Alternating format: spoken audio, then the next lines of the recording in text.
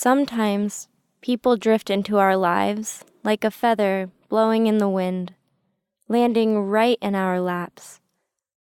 There's really not a clear explanation for it, other than maybe fate. At least, that's what my daddy used to say. He was always writing poetry, and more often than not, he would have that faraway look in his eyes, almost as if he'd discovered a secret, but just couldn't put it into words. I caught him staring out the kitchen window one night. He was still, almost too still, like he had gone someplace else, someplace in his memories, someplace I couldn't go. It was a place that only he shared with my mother.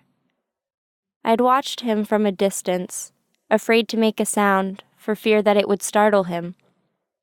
He deserved to be happy, even if it was only through imagined what-ifs. I was very careful not to disturb his happy place.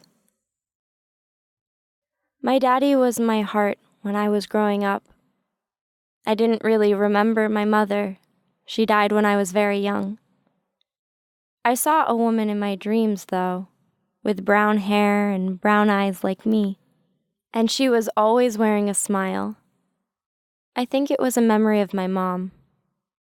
It was what I like to believe anyway. I was only 3 years old when she died. I know it was hard on my daddy. He truly loved her, and it was because of my daddy that I always held on to the idea of love. I mean real, unconditional love. He still wrote my mother poems, even though she had passed away 23 years before. I wanted a love like that. I wanted a love that completely transported me from my kitchen to wherever my love was, just by whispering their name over my lips or drinking in a sweet memory. I wanted it, but I was also scared to death to get it. That kind of love completely enveloped you, and it was rare. So it also scared me to think sometimes that it could never happen to me. What a tragedy that would be. I just continued waiting, hoping, and praying that true love found me. Are you okay? You seem like you have a lot on your mind. My thoughts were interrupted by the kind older lady sitting next to me on the plane.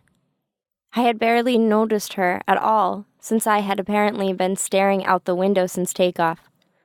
Oh, yes, I'm fine. Thank you. I guess I do have a lot on my mind.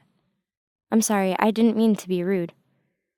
Oh, it's okay, dear. You weren't being rude. I just wanted to make sure everything was all right with you. She smiled warmly. Thank you, but I'm fine. Her eyes were soft and a light blue. Her gray hair was fixed neatly in a bun. She wore glasses and seemed to be knitting a scarf. Or maybe it was socks? No. Wait, did people knit socks? Okay, so I couldn't tell what she was knitting, but it was nice having someone ask me if I was okay, even if it was a total stranger. But the truth was, I lied. I was not okay. I was dying inside. But I absolutely would not break down in front of a bunch of strangers. I'd wait until I got back home.